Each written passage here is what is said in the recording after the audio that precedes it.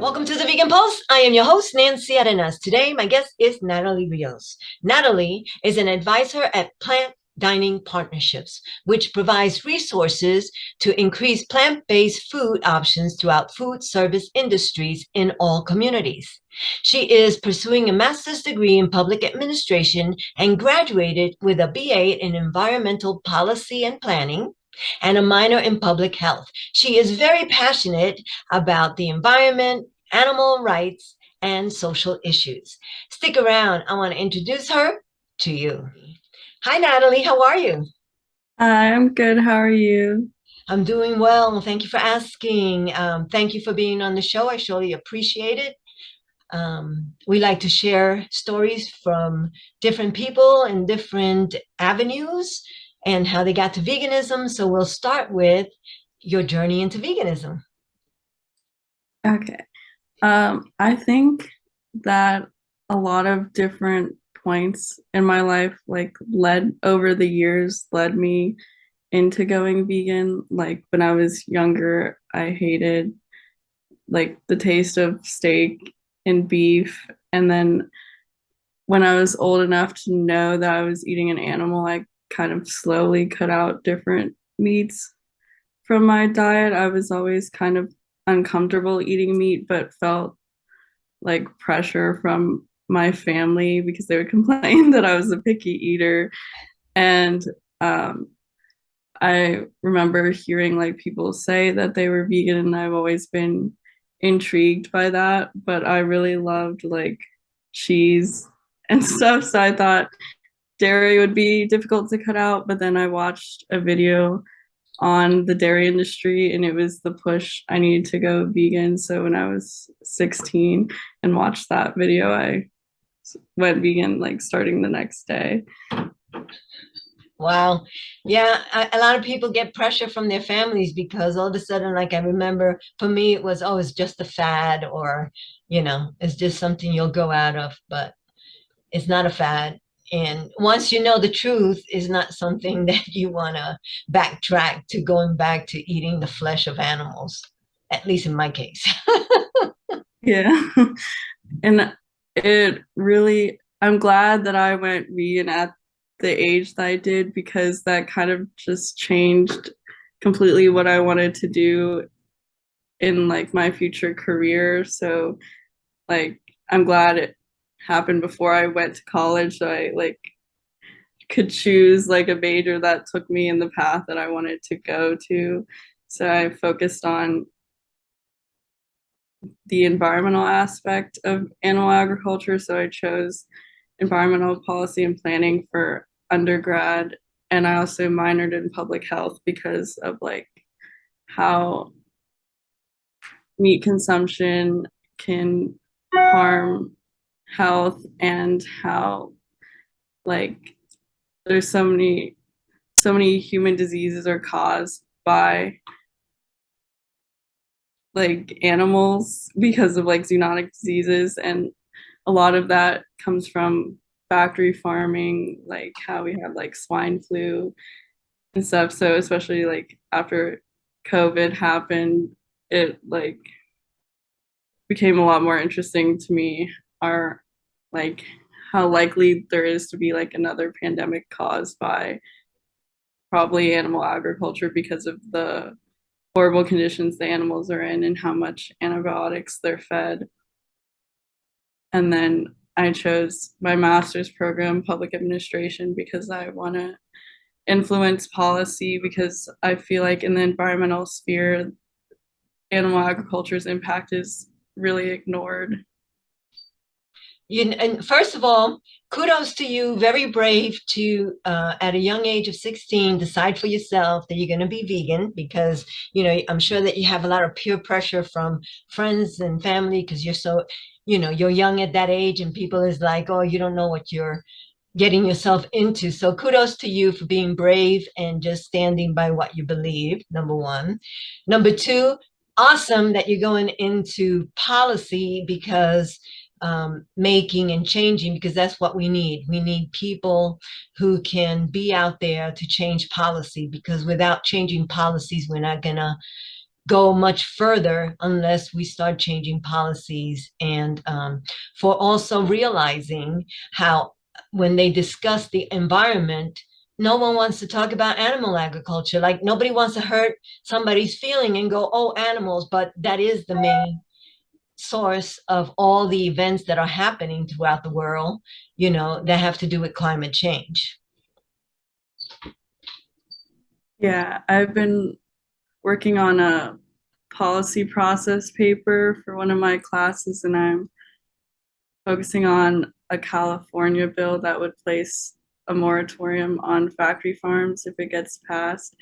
And while like researching all the like processes that influence whether or not this could get passed and why this legislation is needed, I found out a lot about how the federal government hasn't done much. Like there was a whole deal they made like 20 years ago with factory farms that if they helped fund this research, they wouldn't really have the air pollution regulations enforced.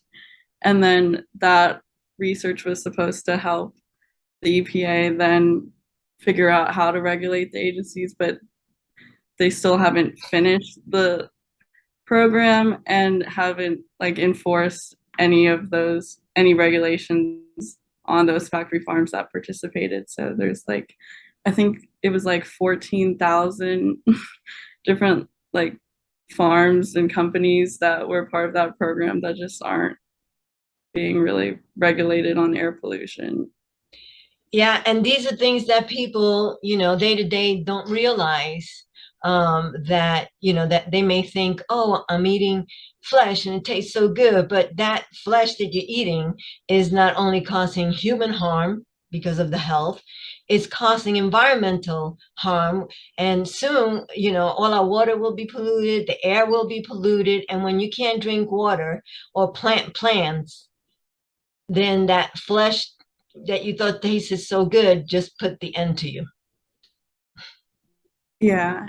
And one of the papers I wrote my freshman year of undergrad was about like the pollution hog farms and how they were causing health problems to all the residents that live nearby, and they're usually in like low income and minority communities, so they're being disproportionately impacted, and it's basically environmental racism. So That exactly, and that's why I say veganism is a social justice issue, because it's not just about eating vegan food.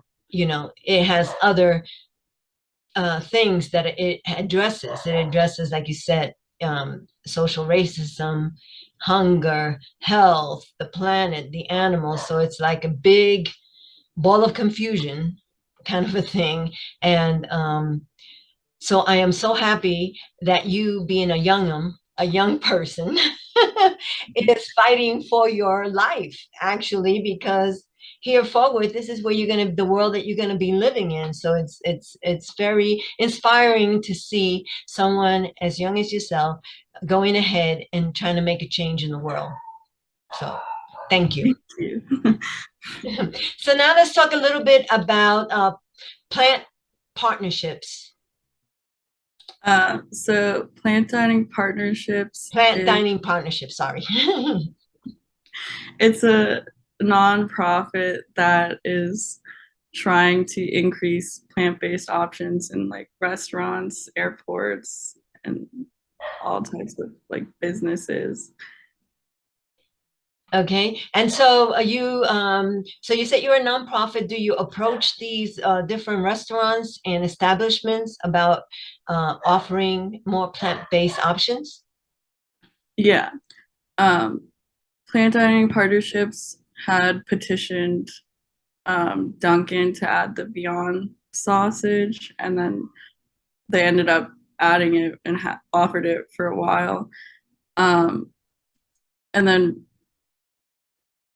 it's mostly located in DC, the DC area. So we also approach a lot of local restaurants, and we try to have events with the local restaurants when they do add plant-based options.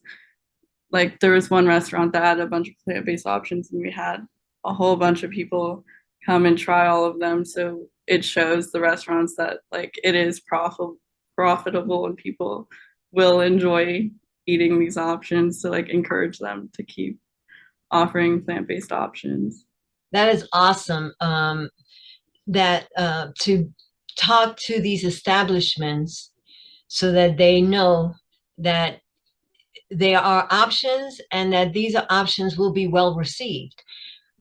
I know when I've gone to restaurants, with a group or something like that, that were flesh eaters, that most of the time when they see my plate, they're like, oh, I want to have that. So it's just that it's already there and they're so used to ordering the same, all.